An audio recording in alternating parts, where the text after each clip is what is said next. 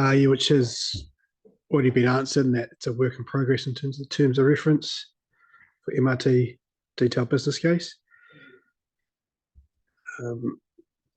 Moving to question 22, advising on the relevant info in relation to utilisation of heavy rail corridors, which has somewhat been traversed as well. This two-part response as we're looking at the Canterbury Regional Transport Committee. A report was provided in August 23 with staff advice on options to progress investigating development of passenger rail services in Canterbury. The report to the Regional Transport Committee recommended future work focuses on the potential role of rail, improving access and supporting planned growth in Rolleston, Rangiora, and out to Amberley and Timaru. The committee agreed to request ECAM propose a development for a business case and consider including that business case development as an activity in its long-term planning. That's currently being considered through the budget development for the regional council. Further to that, the Mayoral Forum, as part of its Canterbury Economic Development Strategy, or part of the Canterbury Economic Development Strategy, MB funded a regional growth initiative project for a pre-feasibility review of periodic rail passenger services on the main south line between Christchurch and Invercargill. Modelling concluded as part of that the operation of a rail car service between Christchurch and Dunedin was not operationally viable, and the Mayoral Forum agreed to take no further action to investigate that.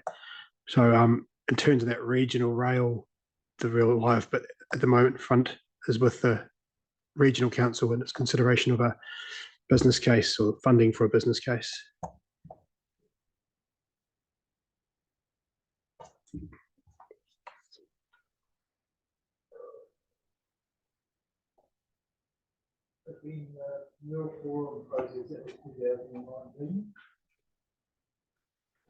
I have to check back into the I haven't got the detail up.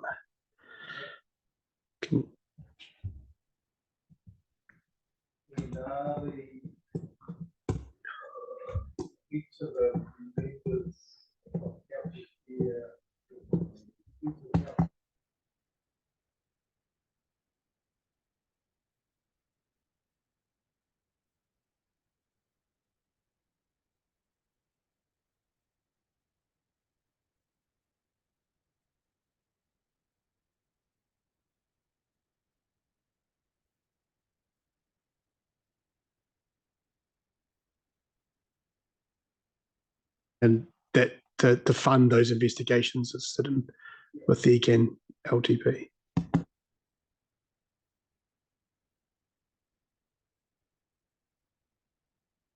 Yeah, I think there's a keenness from the Regional Transport Committee to progress some investigation into the use of heavy rail for passenger. Any other questions, clarification?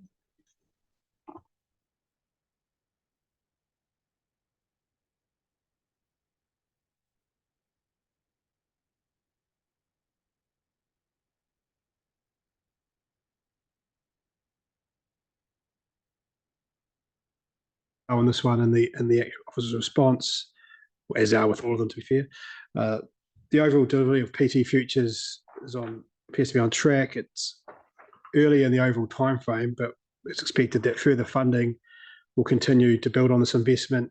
Waka Kotahi have approved approximately 9.5 million, which is 51% of the total spend, to invest in Greater Christchurch public transport. Funding for the implementation of that PT Futures program for the remainder is to be determined through council LTP processes in play at the moment. That's the other 49%, if I'm not wrong.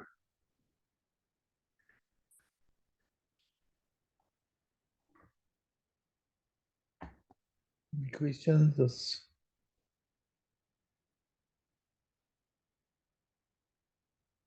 So it's actively being looked at and delivered.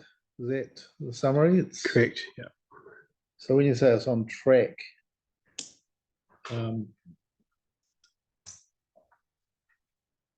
The timings in your detailed answer. I'm looking at page 13.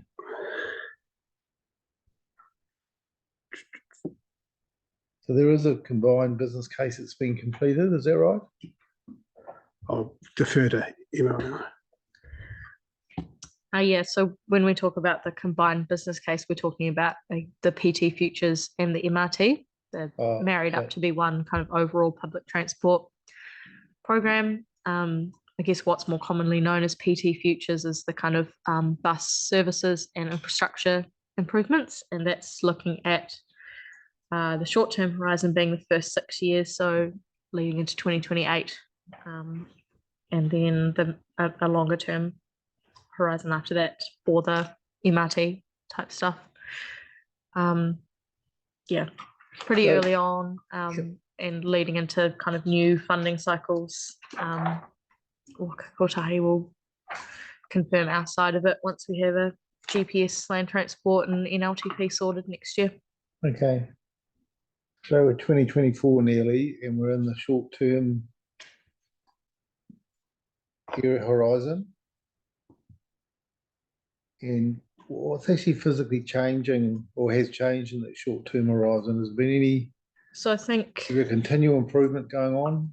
Yeah, so a few kind of activities that have been approved and to be spent or have been spent. One of them was some funding for the PT enhanced frequency. So that was related to the 17 and 28 service, new Route 8. So I think that was the port to airport, that frequency, that service, and kind of ongoing improvements to others. And then we've got some stuff coming up. For example, the Lincoln Road PT improvements.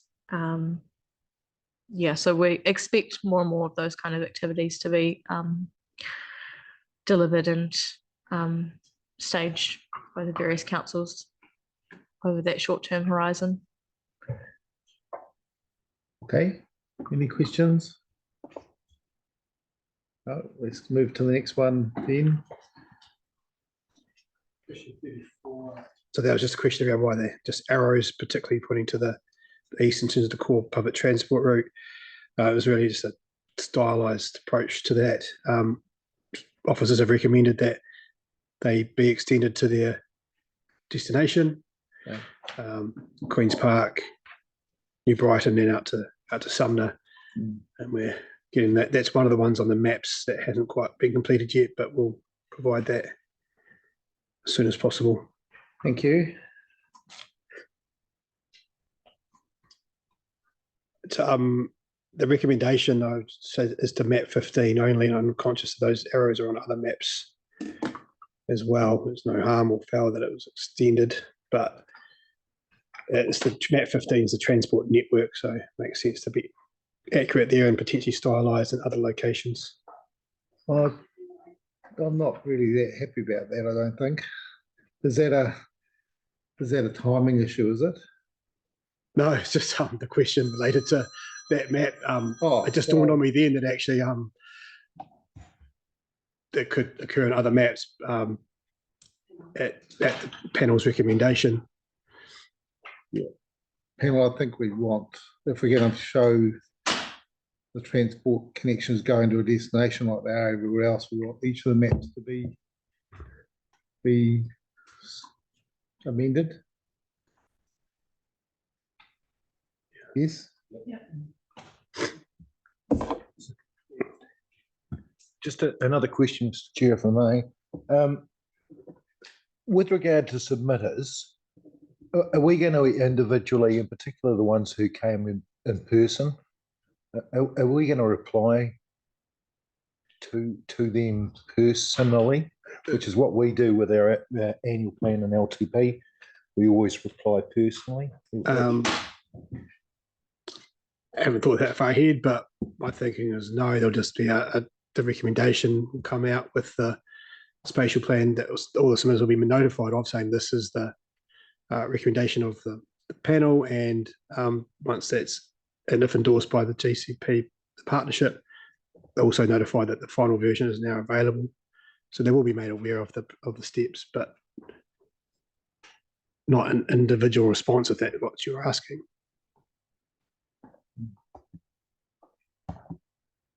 Okay.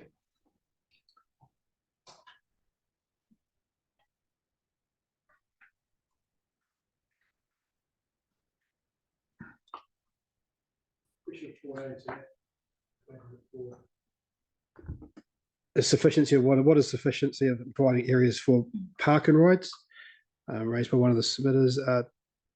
So the preferred option for MRT on the business case includes plans to provide park and ride services in districts, some existing and some planned. The detailed business case will explore the greater detail, the design and delivery of MRT, which will support confirmation of the park and ride sites. Again, similar to the stabling, it'd be potentially ineffective to look at those details now before the detailed business case.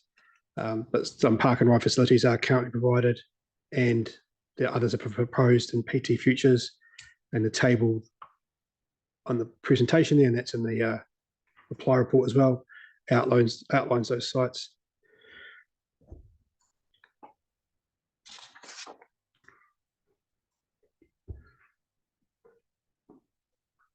Okay, thank you. Moving to transporting freight, question 4, should the airport be identified in the legend as a freight hub? Yes, is the short answer. With that is an amendment to still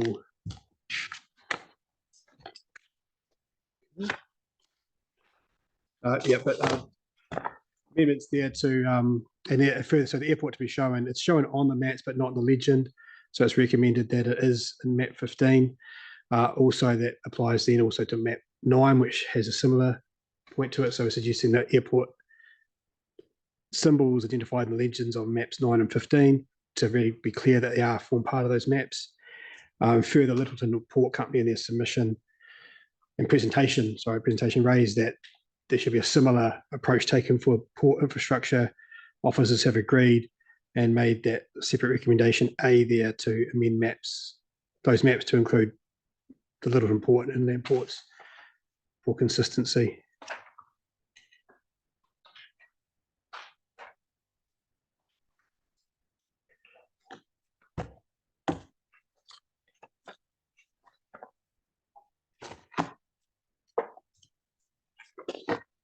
This is probably a really dumb question, but I'll ask it.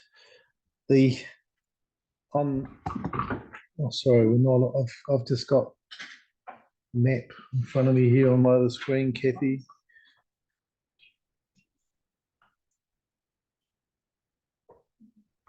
The crane symbols at the left. Oh, that's the inland port. Okay. So those on the legend? Okay. I think that's what triggered potentially why the airport wasn't as well. So we're recommending that it should be. Okay. I'm looking at map 2. Is this map 14? That's map 15, that one. Oh, okay. Well, good. Thank you. This one's around the eastern area. We said previously. Similar discussion we had just before lunch around why it's a priority area, not a priority development area.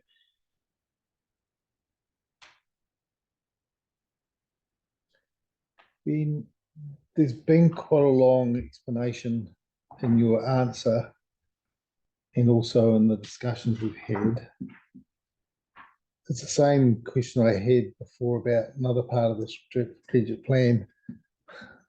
Do you think we need some more clarification in the spatial plan about this, picking up all the reasons you've picked up here, or are they already in there?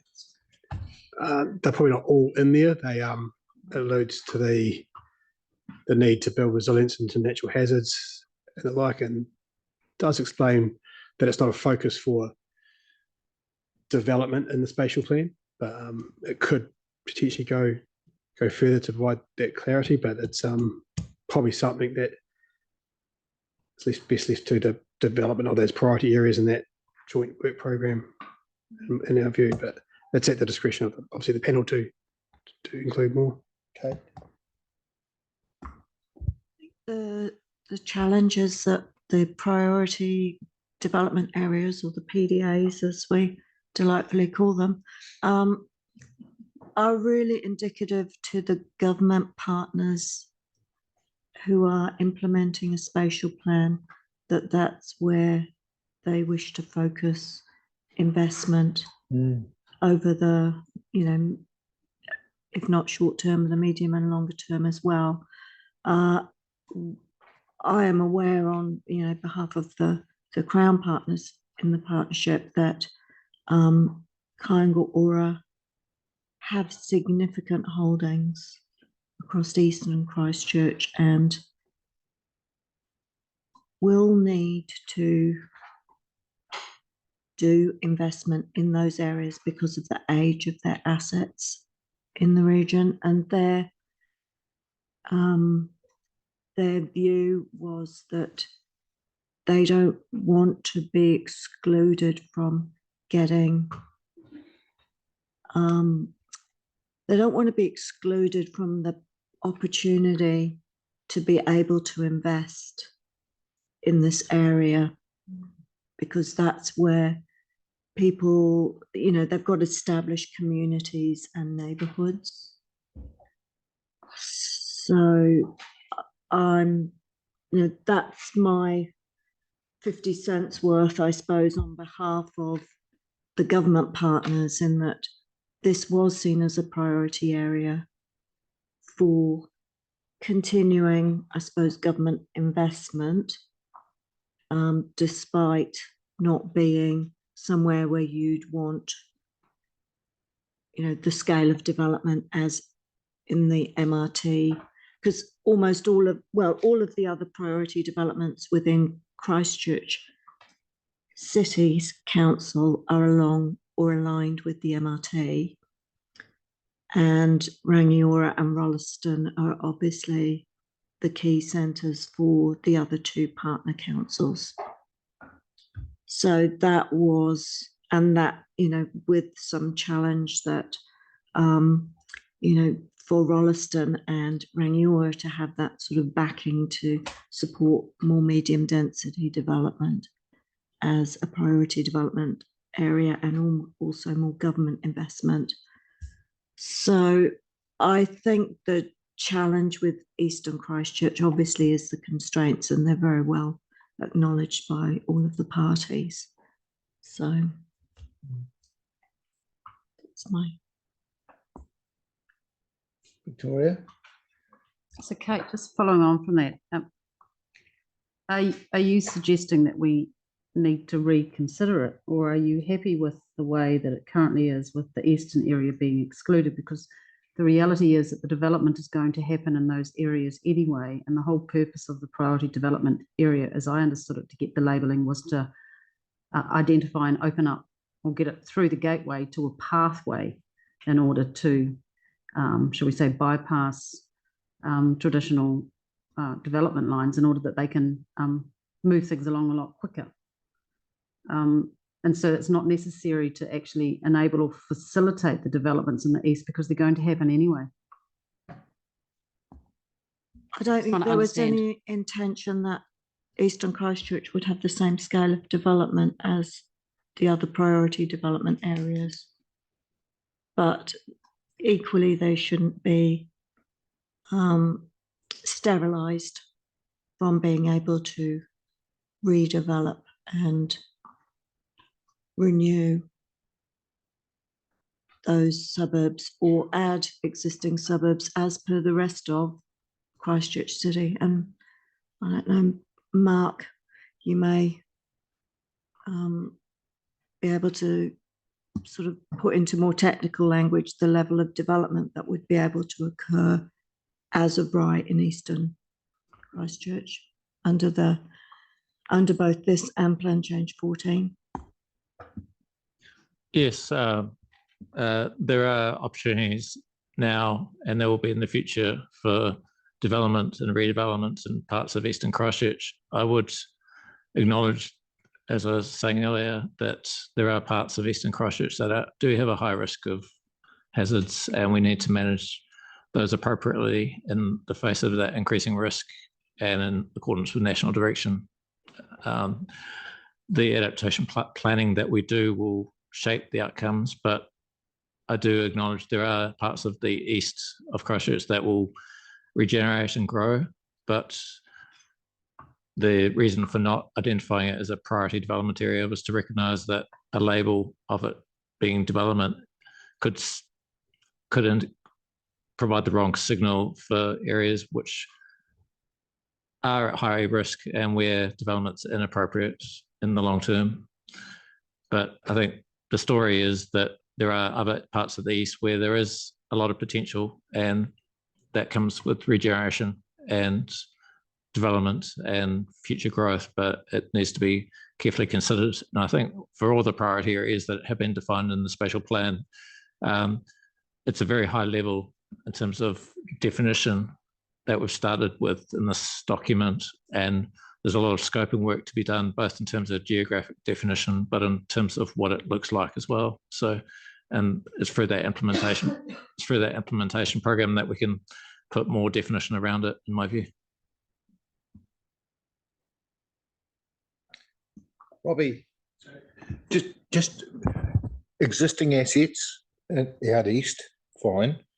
I agree with Victoria that we're not going to stop people building at New Brighton. It's just not going to happen.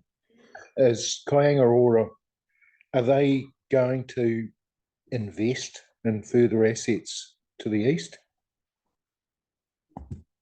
My understanding, and I can't speak, in detail on their behalf, but in areas, if I can give an example, in Auckland, they have redeveloped similar areas in Auckland that have had some flooding issues in the past, with new designs, new techniques which are taking into account swales and water retention and other types of mitigation.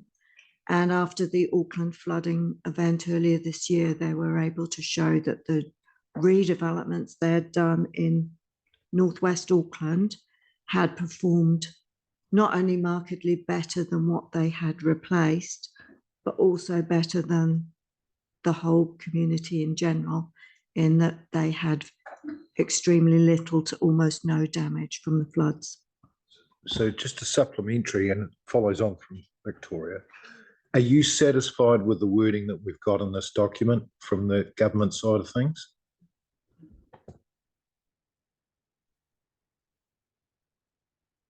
Grant.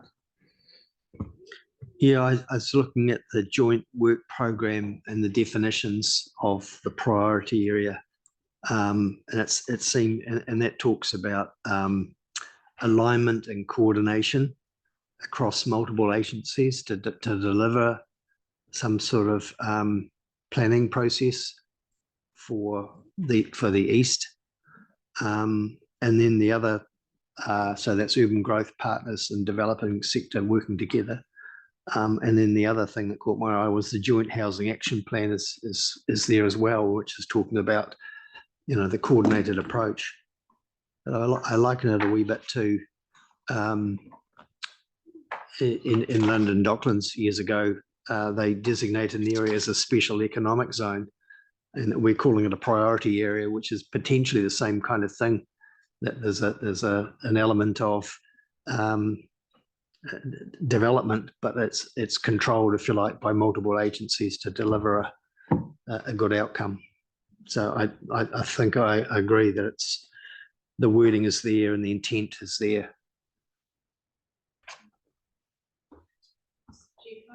Then, following on from those two, where you think that the wording is there, Mark, did I hear you correctly that you said that you felt we needed to add some extra in there to the wording, or by way of explanation? I'm not sure. Can you just clarify? No, sorry for the confusion. I see the clarity coming in the implementation of the spatial plan through greater definition of the area, but also greater definition of the processes and what that looks like.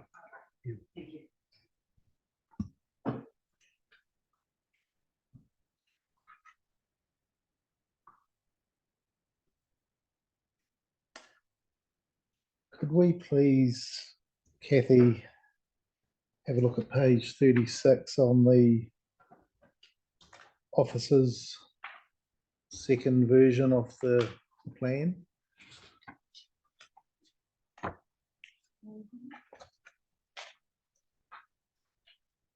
.36.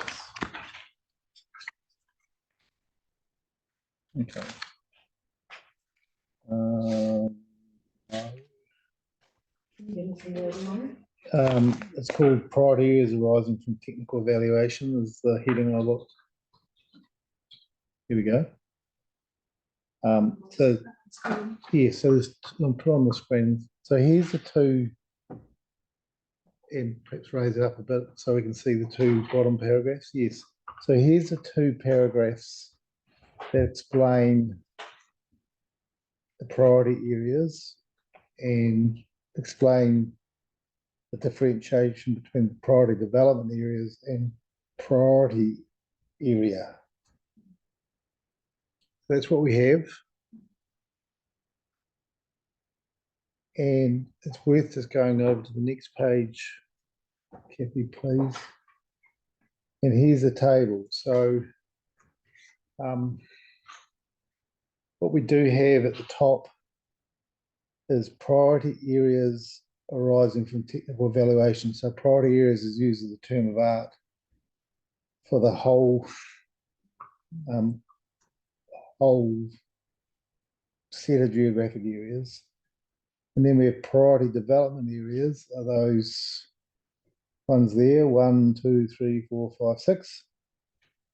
And then priority areas used again for Eastern Christchurch. So I'm just thinking about the elegance of how this is framed up.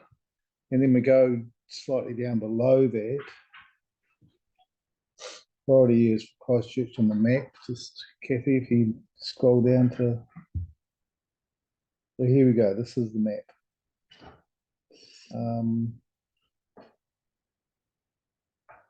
And they are broad, and they do show the centres with the indication that there's a centre point and then a fuzzy area around the edge. So it's sort of a more of a spatial area. And the Eastern Christchurch is more of a quite a broad thumbprint type of idea. So I just sense, Ben, that through some of the submissions, people were quite confused about how this all hung together. Is there anything we could do to clarify it? Because the priority area is a hybrid, isn't it? You wouldn't normally. Yeah, it's we did try and think about how that could be clearer, but it's priority development areas in an urban growth partnership, and there are 6 urban growth partnerships across the country. Priority development areas are a tool utilised in each of those. They're identified to bring forward. Okay, explain. Yeah. Right, so so we're trying to focus on that term, and there's a technical assessment that those 6 did fall as priority development areas as probably the preferred ones. And because of the word development, Eastern Christchurch was seen as important, but not a focus, as Mark alluded to, around that development aspect, which is quite specific in terms of that tool as an urban development PDA area. Yes. So still looking forward to bring it forward to say, look, it does need work and consideration as a priority, but not for development necessarily. And it's the same for the Kaingonahonga on Murray Reserve land. It is a priority for another reason, but not necessarily development. So what's in a word? I mean, it can mean a lot. So we're trying to work out that table is probably the best we got to, and trying to show these are the ones, development ones, that are really focused for urban growth partnership, but these other 2 are also important to keep a focus on and not be silent on them. Yeah, I understand that. Victoria? Not sure if this has been picked up already, but when you look at the colours between the priority development area and the priority area, they're really similar. I wonder if you're putting a different colour over the East Christchurch area, it just highlights that it is a bit more different. Because when I look at it on my printed copy, even with my glasses on, they still look the same on the map. Wonder if that's just a minor tweak that would serve to highlight that there is actually a difference even more. I mean, it's more obvious when I'm looking up there, but on what I've got in front of me, it looks just the same. So you can understand why people are confused. Yeah, okay. Can we just go back to the words, please, Kathy, with those last two paragraphs? Look, we've heard from Kate and Victoria, and I think from the staff, that we're satisfied, or they're satisfied, that this explains the complexity, but explains the difference between these two. I'm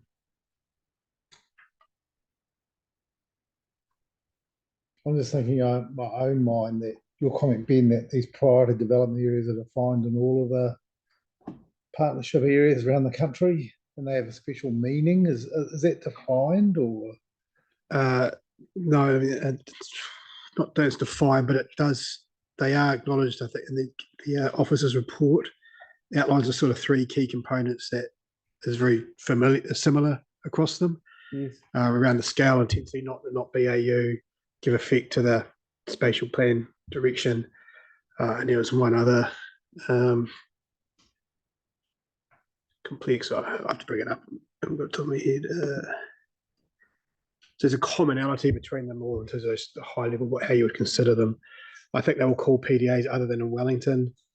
They decide to call them something else, but the same mechanism and the same considerations are similar across all of them. So I'm just trying to bring up that.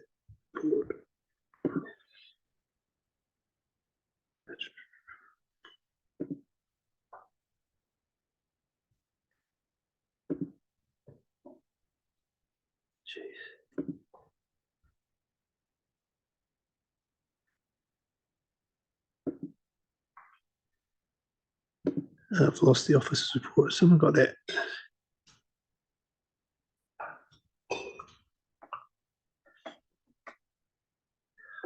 While someone finds the officer's report. Oh, sorry. Yeah, here it is. Priority development areas.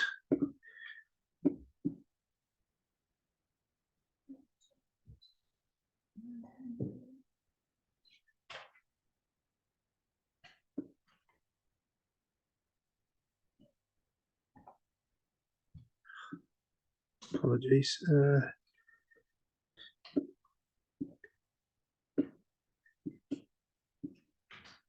Offers opportunity. Yes, found it. Offers opportunities for accelerated or significant development. So what page are you reading from? Sorry, page of the officer's report. Yes. Page 120. Yep, I think Kathy's onto it, so just stand by.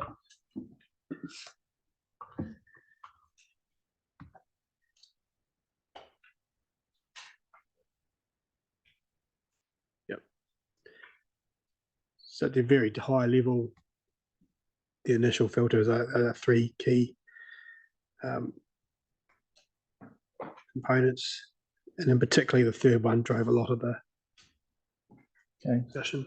So just looking at, I'm still troubled by the clarity of the words and how you're using them in this plan. So if you look at the second paragraph there under 4.9.1, the approach of identifying new PDAs is used across the other New Zealand urban growth partnerships. That's important to know for the panel. Typically a priority area. So should that be reading typically a priority development area? Because is there such a thing as a priority area? There's not. Okay. So maybe back to the, and I understand. Okay. So let's go back to the spatial plan and page 36 that we were on before. You've got that up? So if you read that first paragraph, and you think about the word term priority areas, that's the big heading in the table below, isn't it? It's got priority areas arising from technical evaluation. So when you read those, the priority areas identified through technical evaluation include areas that offer significant opportunities for change in Greater Christchurch. This includes accelerated urban development at the right scale. So it's how you're matching these terms isn't quite right. Do we get that?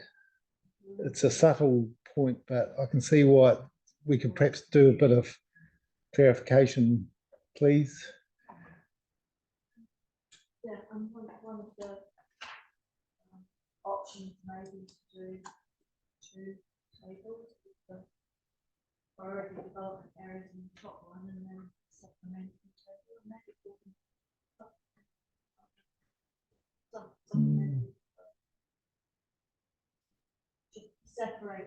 separate the two, because I think lumping them together might become a bit confusing, extremely confusing.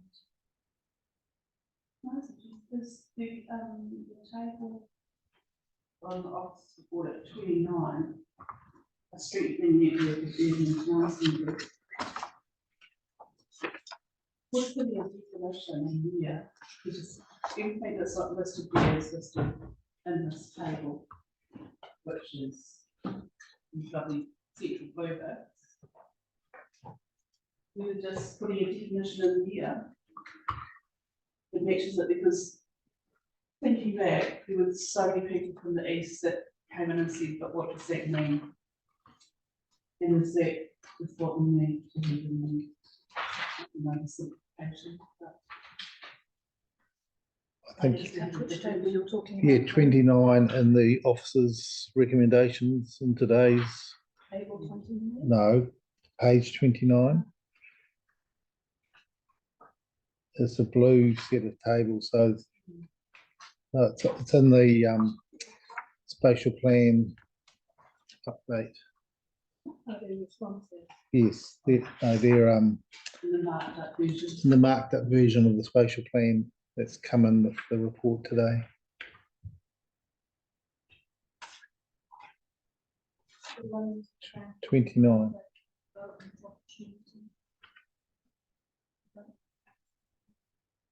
Let's just find this table that Gail's talking about, because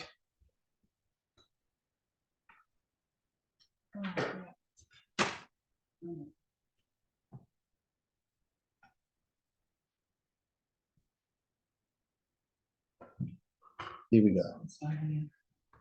So Gail, just pose the question again. So when we're talking about definition and identifying the different ones, do we think it was in that other table with this up here? But if you go down, I'm just wondering, it's all identified, but a priority area is not identified, and I'm just wondering, is that a definition needs to go and identify east? This is a centres. This has been developed for something else, isn't it? It's a centres focus, but Yes, you're right. But the significant urban centres in major towns, they all correspond as priority development areas, don't they? Yes, they do. And then if you go down further, then they're Locally all important. identified individually the areas. Then we get central city, and then we get we're identifying specific areas. What's here now? I just wonder whether these should be.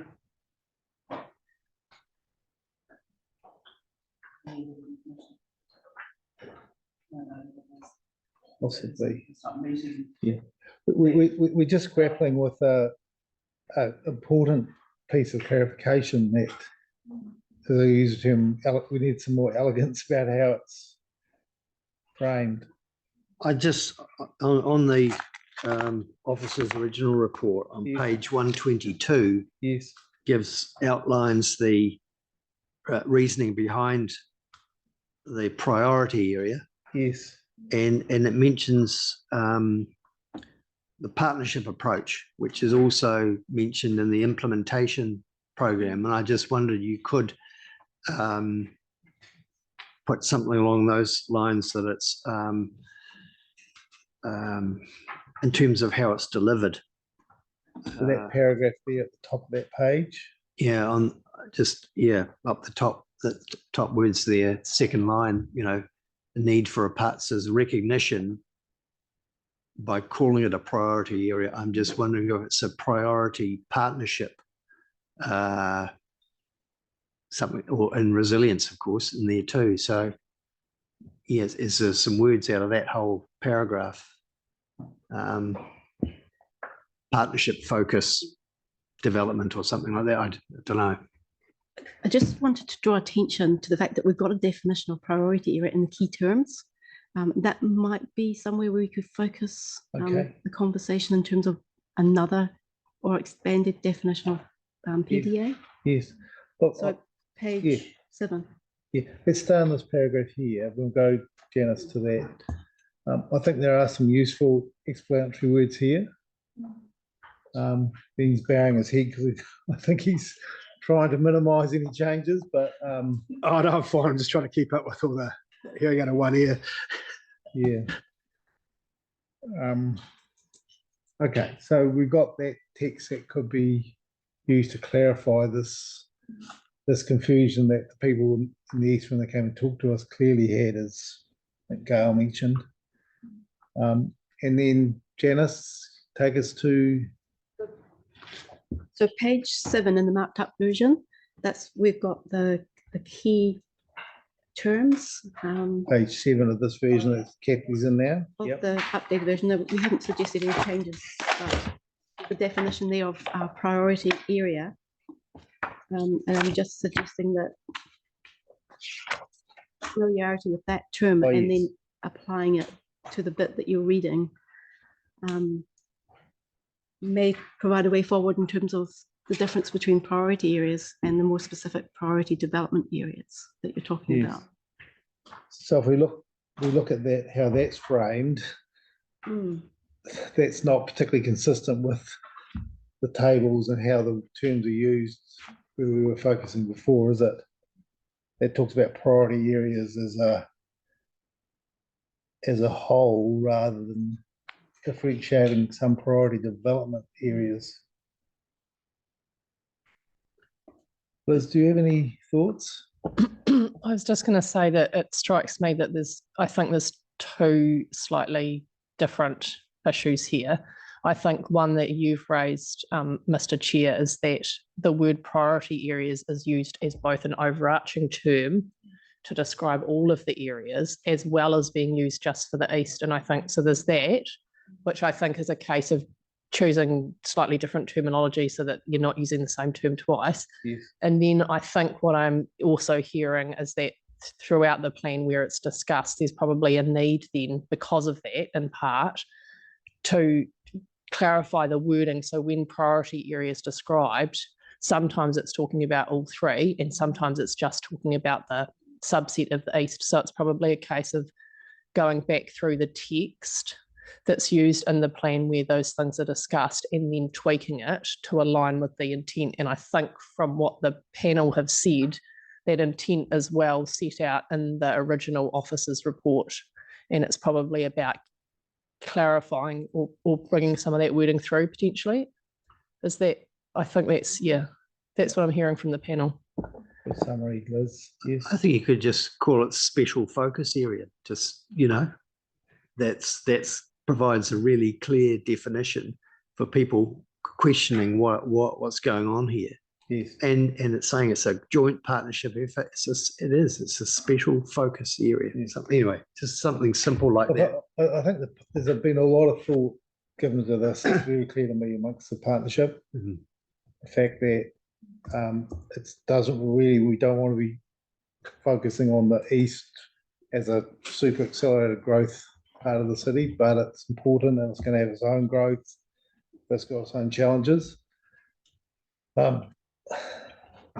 Hate to give out some more homework, but I think we would get some value out of maybe some of the staff just thinking about offering us something, or we could we could also do it ourselves. What's the thought? And this will be Liz and I and the talking to the panel on Monday, I think. Not to delegate, but I guess that would be, we've thought about this bit of time around this ourselves and probably can't see trees of the woods. I think we're in deliberation here about some good points. My preference would be that it was picked up in that process, that would provide our response.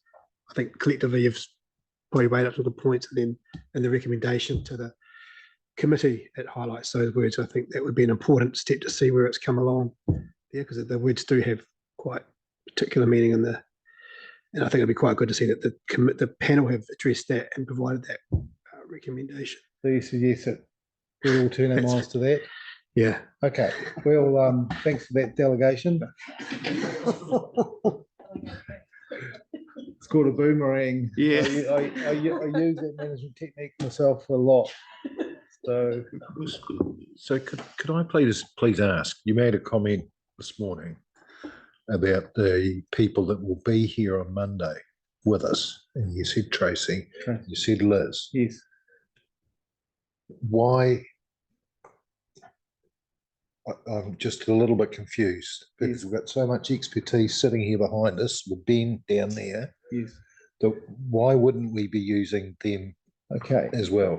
The reason, Robbie, is in my experience with fair, impartial decision making, at some stage the panel has to do its own work and separate from the advisors who have known all this. They probably do have, yeah.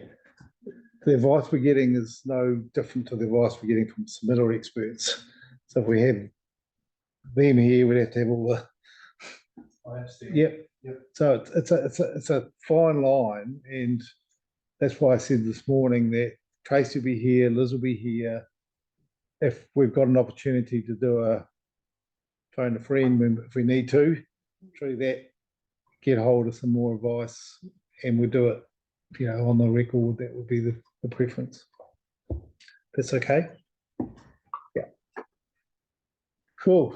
Feeling pretty tired now. Should we move on to the next point? So that was a great discussion, really important. It's a small point, but I think we've got some work to do. Liz summarised it perfectly, and we'll work on that. Next question.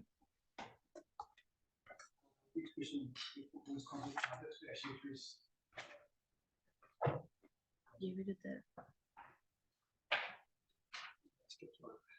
Yes, sorry, we talked about keeping matters very wrong. We also addressed question 6 up front around the review process of FPS. So another one that we thought was concepts question around should be included. Which is proposed in the spatial plan. Microphone. Officers do not recommend that these updated noise contours are included in the spatial plan and referred to as proposed. The RPS review is, again, the most appropriate process to consider, test and determine the changes of the spatial extent of the operative contours and the associated policy framework that will come with those. The updated contours will only become proposed when they are notified in the regional policy statement. The updated contours, any associated changes with the framework can then be reflected in later iterations of the spatial plan or future development, and all through district plan reviews, plan changes to give effect to the RPS. The modelling has two sets of contours, as you would have seen, an annual average and an outer envelope, and both of those also have comprise a set of contours at the 50 dBA, 55 and 65 dBA.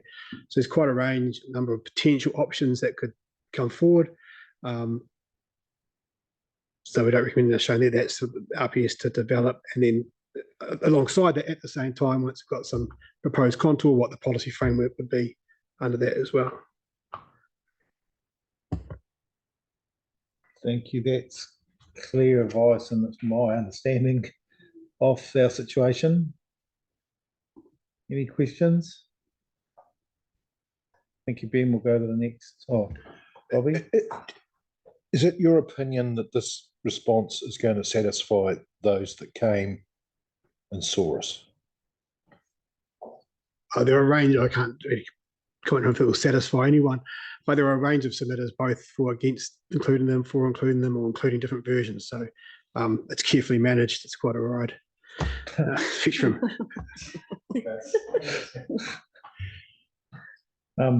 So with that joking aside, it's very clear to me that in terms of our legal responsibilities as a panel, we are not here in this process to give status or otherwise to the new modelling. That's a regional policy statement process, which will go through the RMA Schedule 1 process, where there's opportunities for submissions, further submissions and decisions. That's why I was pleased to get this clear response. Thank you.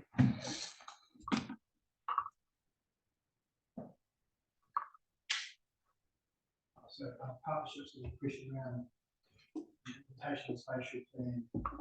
The expectations of collaboration are with partner economic development agencies.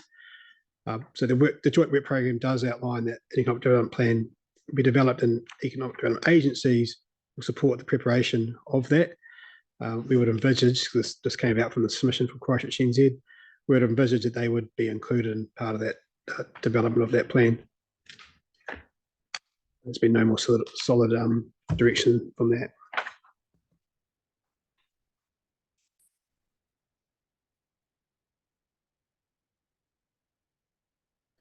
Just do have a question about the joint work program as it's referenced in the implementation section, Ben, and that's on page 83 of your tracked version of the draft spatial plan.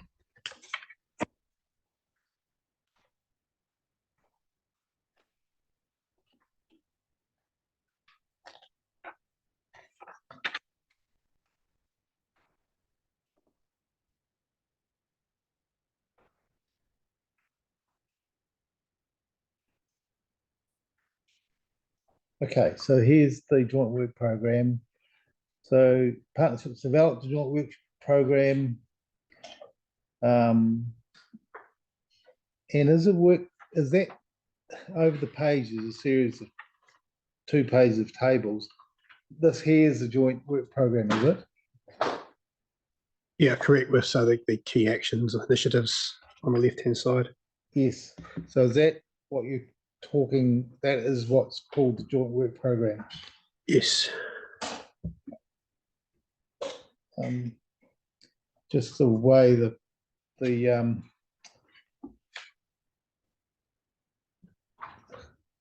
no heading or anything on the table, or there's no cross-reference to that's what it is.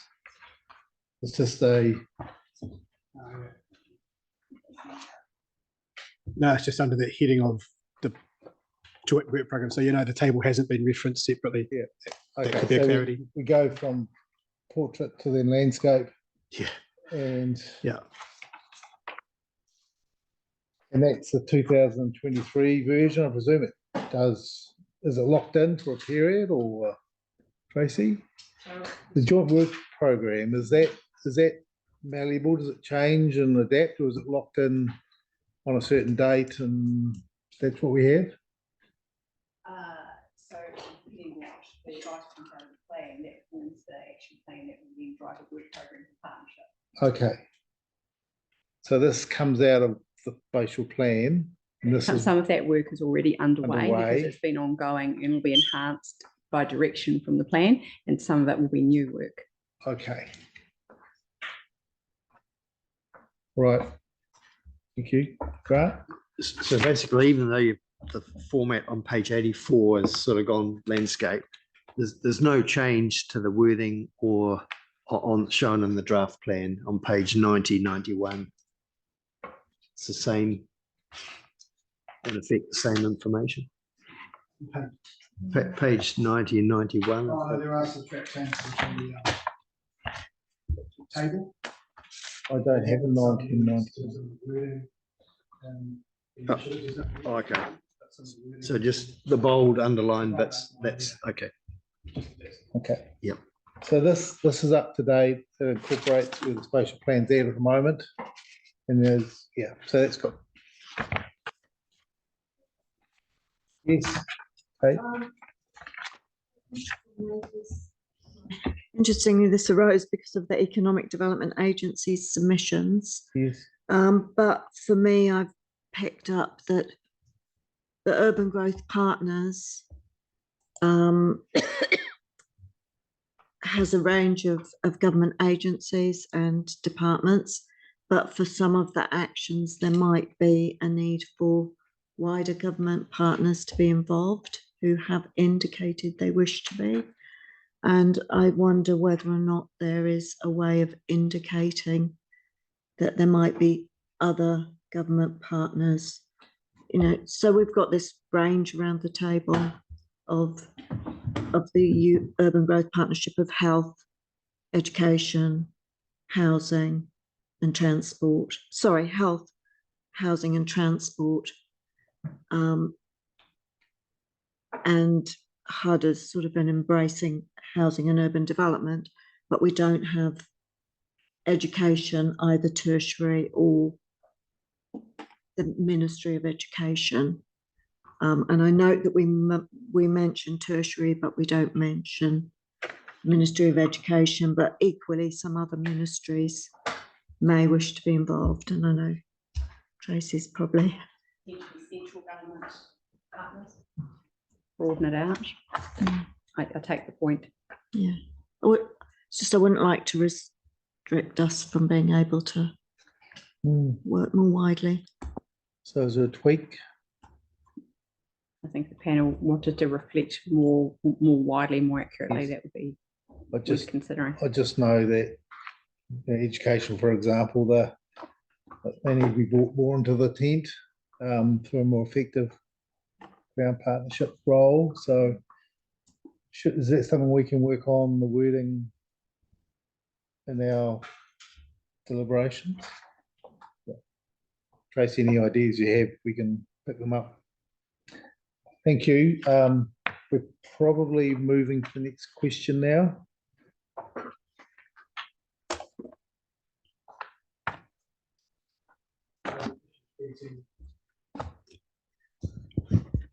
Could actually the spatial plan provide more ideas for housing types?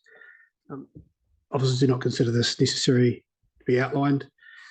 These can be considered other processes with more specific context. The spatial plan does indicate at figure 11 on page 71. Sorry, that will be the notified version 71. Examples of housing typologies by density. They give some indication. The implementation section just touched on the draft spatial plan. It's largely predicated on providing details on the joint work.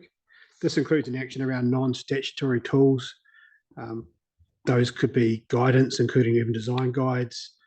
They could be general guidance for broad application across the urban area or for specific place-based areas. And doing it at these locations can provide more context to those areas as to what the best examples of housing typologies could be.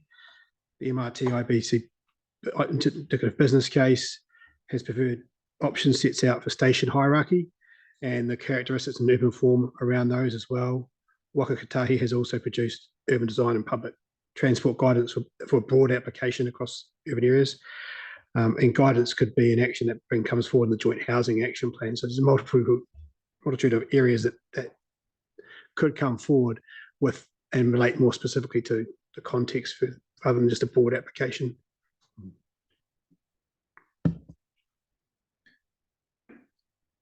Right, this was a topic dear to your heart, I know. So, any thoughts on the response? No, I think it's the non-statutory tools. There's a range of tools, and I think it's probably going to be covered by those range of tools without naming them. It's fairly open, and there's a broad range of tools, both that come from central government, but also local government as well, and other agencies, I presume. So yeah, I think that's okay. Yeah. Okay. Any other questions? Next. Unless we near the end, are we? Yeah, last question. 2 points. Last question was just a poor one of officers considered every other matters. The questions will cover quite a lot of what the officers considered raising anyway, so thank you very much.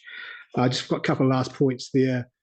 The alternative freight routes. So Little Port Company raised that the special plan indicated those alternative routes. On further consideration and receiving the map showing those areas, officers have recommended that be included into map 15. That has been updated in the appendix B you received, so those are shown on map 15 now. They do fall slightly outside GCSP. You can it clearly indicates those 2 key routes out of Littleton.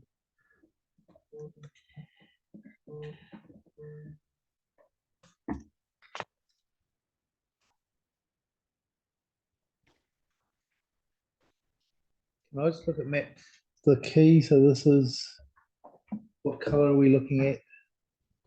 It's very, if you've got, it's very, have to scroll down. It's very light. I think I can see it there. Is it orange? It's the 2 very light grey areas coming out from the port. Yeah, with the arrow for us. Yeah, squint. Might see it. So when you say road freight network alternative freight routes, the alternative freight routes to the port, are they? It comes out of the port. It's also for the bigger equipment that can't go through the tunnel. Yeah, I understand that, but if I was just reading that, I wouldn't know it was alternative freight routes to the port. But I presume, is that this obvious? Alternative port freight routes.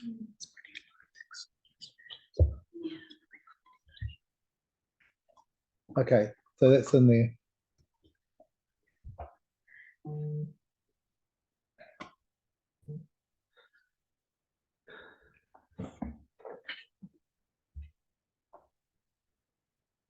So Ben, I presume that in the final set that would go out with our recommendation version, we wouldn't have that items added November 2023 in that version, because the key would just need to work,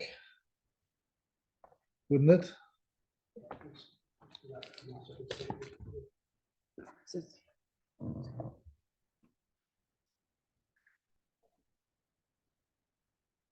For the legend, I mean, wouldn't we just have those flowing on from the other lines at the top of the legend? Ben, if you like, we can confirm, we can see it over here, and we'd agree with that. There's just a small heading that can be removed for clarity. Yes, but also you'd move those up above the dots, wouldn't you? Yeah. Yes, yeah. Yeah, it would make sense to do that. I think they just added them like that so you could see the additions, but it will be unhelpful in the future. So in the legend, items. Yeah. Just update. Okay, got that?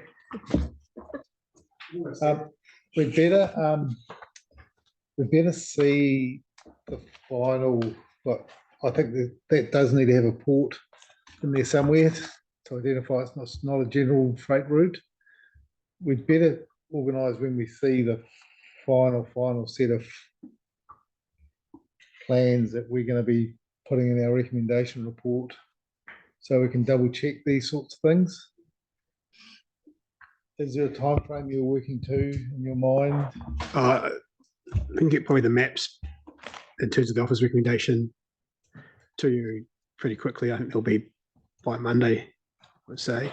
Apologies if I'm missing the question. I'm struggling here a bit, but our maps we provide will probably still, we can take it out, include those bits in the legend, just to be sure that as part of the recommendation process, they've come in as part of the recommendation when we get to obviously providing the final version of the spatial plan. We would take those bits out. But if you are looking into your recommendations and deliberations, want to make further changes to the maps, the people producing them are ready to try and do that. So when you have your final report, it includes everything. Because and this is a discussion, a production discussion, in terms of what we're delivering as a panel, I would have thought we were delivering a tracked version plus a final version, or just a tracked version. That hasn't been Yeah. guidance, but it's certainly tracked version, Yes. and I suspect we would present both. Both. It'd be nice to have a final recommended version that works Clean version. as a whole. Okay, so we are working on a pretty tight time frame. 1st of December is delivery for agenda. And you think about we're 20th of November next Monday. So no pressure. Just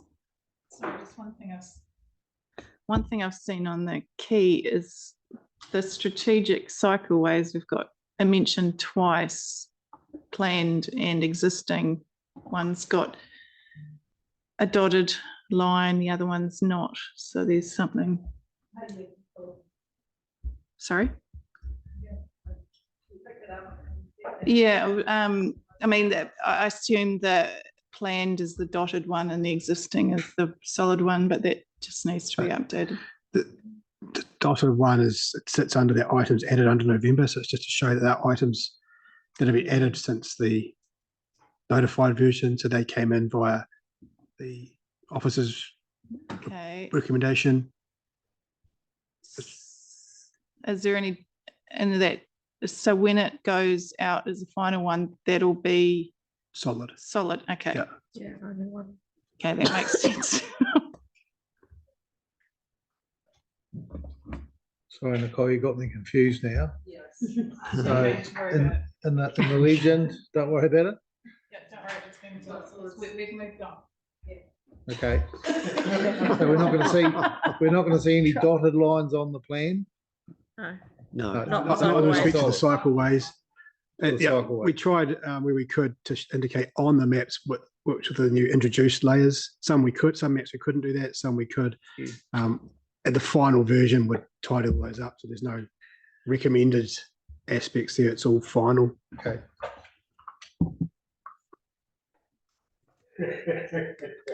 Keep up. Yeah, I'm behind. Moved on, all right. So is that the end of our Q&A?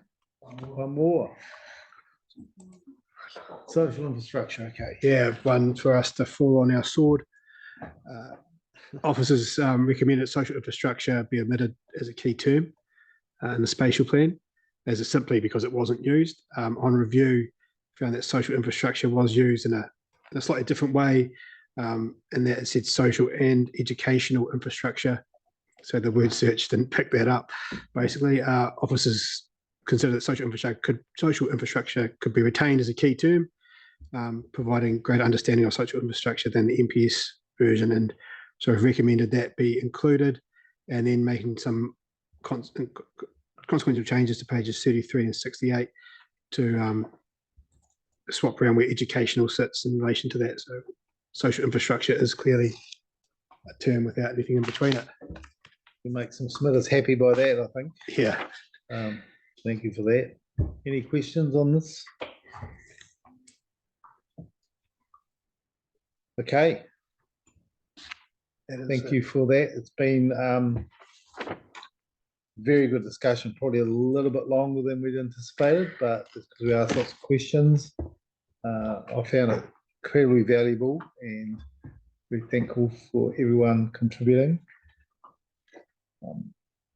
So I think we are now going to move to our deliberations and get ourselves set up as a panel with Liz and Kathy's help, and how we're going to work through that.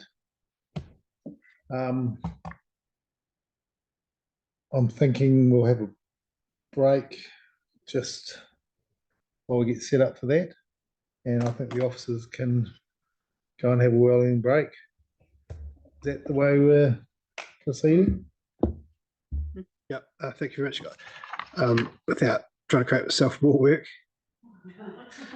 Just to confirm that the couple of key points you wanted to come back on around that reverse sensitivity aspect and how we might be able to help there, and designation widths. Yes. Yep. Are the two things.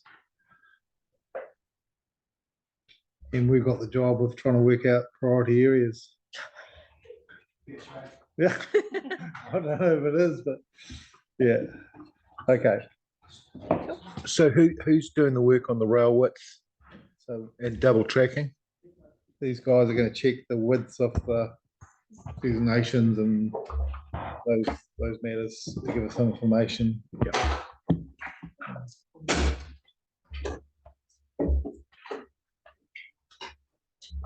So we're having a break. I can go to the toilet. Yep. Mark, thanks for coming. It's been great to have you here just to contribute. Sorry, I was not here in person. Just juggling parent duties. Yes. Yeah. We're good. Oh, let's say 3:30. Yeah, 3:30. We'll get organised. No, we should say 3:25, make sure.